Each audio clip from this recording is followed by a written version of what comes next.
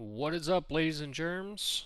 I'm MTG Flux, and we got ourselves our new episode of We Draft Paper, episode 8. We got Edge of Eternities on on deck for our F&M draft. So, yeah, excited to see what we kind of open up here. This was a pretty fun draft. The decisions that I had to make were, I don't think, very hard. I think these packs were pretty straightforward of what I was supposed to take. Uh, I always have a rule is like, well, like how about we just draft only good cards? Whether that kind of puts us in a multiple color space or keep ourselves open to better picks. The assembler right here is um, what this kind of does for me. Is the 5 mana makes 2/2 robots whenever a artifact comes into play activates once per turn. Um, that what that does, it just gives me something to believe in, and then I get past the monolith here, which is that card is overperformed for me over and over and over again. Super super good. Just just just picking good cards and things. The monolith, like it, just great card advantage, and it's really nice to be able to start with a card that's kind of an engine on itself, especially with card advantage. I ended up not having great card advantage for most the draft, but it saved me on plenty of games of just kind of keeping things rolling. Easy grab kill here. I did take the fatal push of the format, the uh, trajectory or something like that. -2, unless you activate void. This was kind of a cute pick. Really didn't care. I think I would have took the pinnacle kill ship if I didn't take that, but um, I'm thinking artifacts with the payoffs. Having a token maker on that 5/5 assembler um, makes me more inclined on keeping that thought open of just like, well, if I'm going wide, it just based off playing artifacts, then I'm going to be able to get in some hits to be able to get some poison damage done. So it's more just like a niche thing. Um, I ended up pretty deep into black, and then blue was pretty light. Um, but it also, I had some capabilities to even splash even more for like the 2 mana Azorius signpost uncommon, where whenever you double spell, make a 1/1 flyer artifact drone, and then so I ended up kind of wanting to do that. Like once the build was finally over, I ended up not playing that, but um, I was kind of getting cute, so to speak. I definitely should have took the kill ship here, but I was also thinking of the cute combo of getting in with some artifact creatures that are unblockable to get some poison in here. This was a really fun pod. Yeah, I think the prospectors fine in this space. I ended up getting 3 prospectors in this draft, and I played none of them. But my curve was still so incredibly low that it didn't really feel bad, but it just wasn't. Lands wasn't what this deck really wanted. The artifacts entering was fine, but this is a nice little payoff for cheap creatures and things coming in as well. I'm just understanding that if I get a sack outlet like the Zealot, I'm just going to be popping off with this. So I've been really high on that 3 mana um, aristocrat card with the drain, but yeah, like I was saying, like this was a really fun pod. I had 4 or three really good buddies that were playing with me, and it was a lot of fun. It's always fun being in the same pot as them on that, uh, and seeing what they get and seeing who takes it home. I ended up 2-1 with this draft. Um, I lost to the guy that ended up going 3-0 in the second round, but like my deck still was doing its thing. I lost game one on that particular match to a mold of five, and game two I believe I mold a six as well. Like that mold of five, it ended up like grinding it out really well, but he was playing. Um, I actually, funnily enough, played three different people all playing green white, and but his was much superior to everyone's. He had the Godmaw, he had four copies of the 3/2 that makes a 1/1 with Warp 2. Um, then multiple copies of the 4/4 Trampler. That's a super late Virus Beetle here. That's just such a big pickup. I ended up with three of them, and they were just good. They were good the whole time. I had some hands that like I'm staring at three Virus Beetle, turn four, hit my fourth land, and just double Virus Beetle you. So like enjoy that mold of five, and it just kind of wrecked them. But yeah, that and I lost the mold of five to that buddy that went 3-0, and I mean his deck was so good, and I had a lot of removal in this deck, ending with like two grav kills, two of the one mana sack a creature, destroy target creature, or creature artifact, destroy target creature artifact.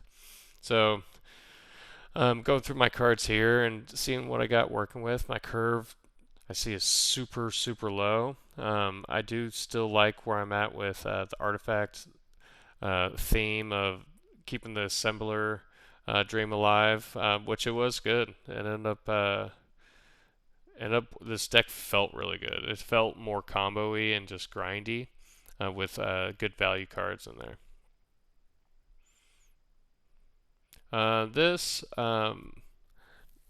The station was really good, but I think I took the Cryo Shatter. I'm pretty sure I wheeled the station as well. I'm just looking at the cheap removal. Good buddy of mine's passing to me. He was in actually like 3-color soup.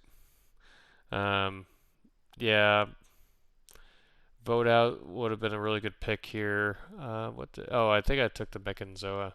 Just trying to get a little bit more top end and work some tempo in, because the creatures that I have with the Sentry and the Virus Beetles, like they're very brittle. And I mean the Sentry trades really well, but there is some tempo needed, just stalling them on their big flyer that they play, while I kind of continue to set up and do my thing. So Mechanzoa it's usually like the 23rd playable that you kind of want to play sometimes, but it is a nice any deck that kind of relies on just like fading turns. Mechanzoa is great, and it was great tonight. Like every time I played it, it was super. It just did what you needed to do, just getting you that extra little turn and taking care of their threat for a turn while you kind of get to more removal or any stuff like that. Yeah, this is the Oblivion was kind of the easy pick here. Also looking at artifact options and making sure that I don't lose track. The thing about every bit of removal that you play is it's not an artifact. So like there needs to be a good balance of doing the thing and then also having good interaction.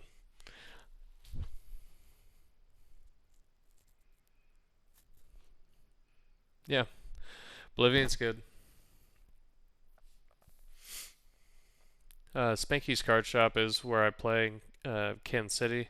They're super great. Have a lot of respect for those guys, and they're they when I started picking up Magic, probably what 3 or 4 years ago again. And I've never had any affiliation with any like LGS or anything. It it meant a lot, and they really took me in and gave me a place to really just settle and be comfortable getting back into the game. When I think about that, like they did it so perfect. It was wonderful.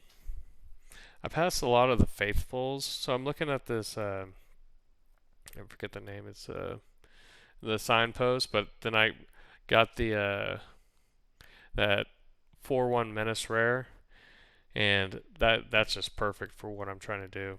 Sometimes that'll just eight ball someone by turn 4, and like before they really get much to do anything because they play one creature. I'm still getting in with it, and with the amount of removal I had, yeah, I'll put my 1/1 counters on it on their creature and just take care of it.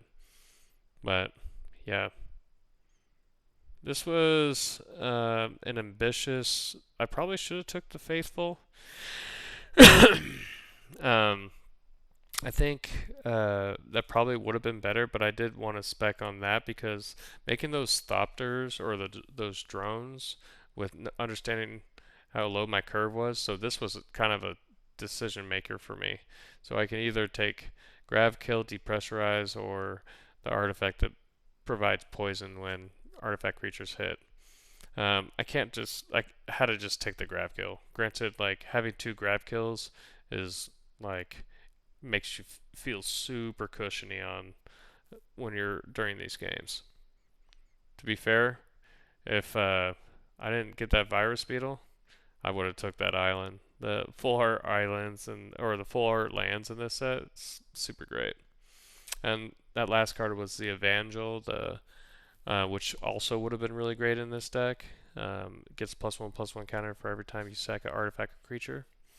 Um, I ended up picking up a Zealot super late, which kind of saved me, honestly, because I had the Blood Artist effect card.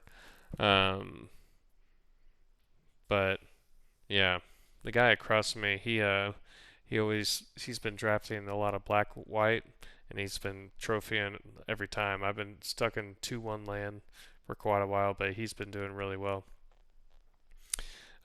with black white. But today he ended up in Gruul Kavus. He ended up with that rare with the that exiles a card on the top of your library. You can cast it whenever um, any turn as long as you have a Kavu in play. So this was a good pickup. I had a couple stations. I had I think this is the one that mills 3, then you return a creature or station from your graveyard back to your hand, which is really good when you're already on 3 virus beetles. Looking at the command bridge because I'm still considering that splash.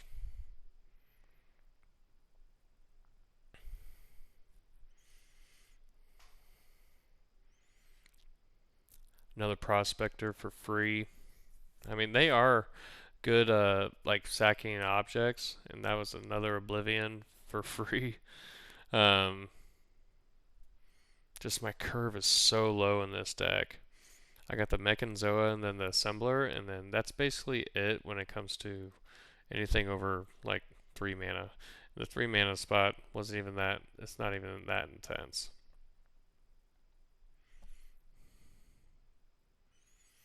Picking up that 4/1 rare was really, really nice. I know it was pick 2, I believe, but it was nice being able that it's a super big pickup. It was good in every game I seen it.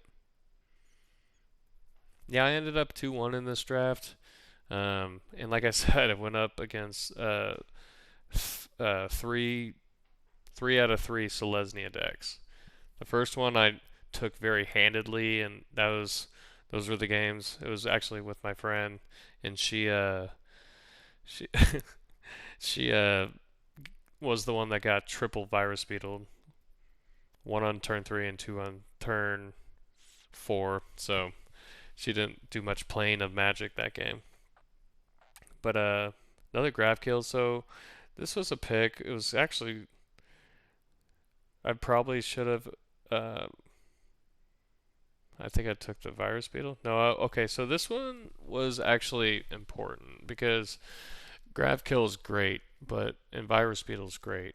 So I was expecting to wheel the virus beetle, and but the the delicacy is an artifact, and I can sack it with by itself and either nug them for 3 or gain 3. I think like that went a lot way with what this deck is trying to do and is trying to drain them out,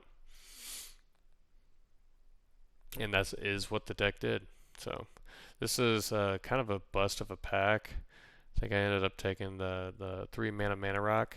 So that 5 mana that Wooburg station, my buddy that was sitting right next to me, he loves like doing off the rail stuff. I was like, I'm gonna be so disappointed in you if you don't take this card, and because this is that it's just what stuff that he does, and he always tends to stay open in multiple colors too. So him and I are similar. Like we just try to take the best cards and stick to the thing to believe in, and that's what he did. So picked up a rare here. This is the tap and return target creature to the battlefield. It's a skeleton with no text, with same stats. Didn't really come up to be great. I really do wish I would have picked the Kohler, uh, because I did end up with a zealot. It would have just been really nice to have that combo. But I didn't have the actual sack outlay yet, so chose to opt to not do that. The diagraph, the dirge graph or whatever it is. Um, nice pickup here. Um, having late game threats that can really push in damage, and pseudo removal is good, and it was really good against all these Selesnya decks making little tokens and stuff because it forces them to sack non-token creatures. So that was really nice. This pack is kind of a bust. I ended up not playing that little 1/1 artifact flyer.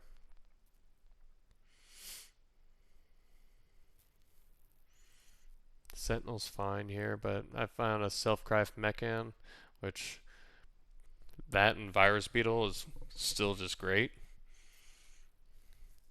There was another Faithful that I passed, but I got a Zealot here, and this is super late. There's only, what, 5 or 6 cards left in the pack. That was a huge pickup.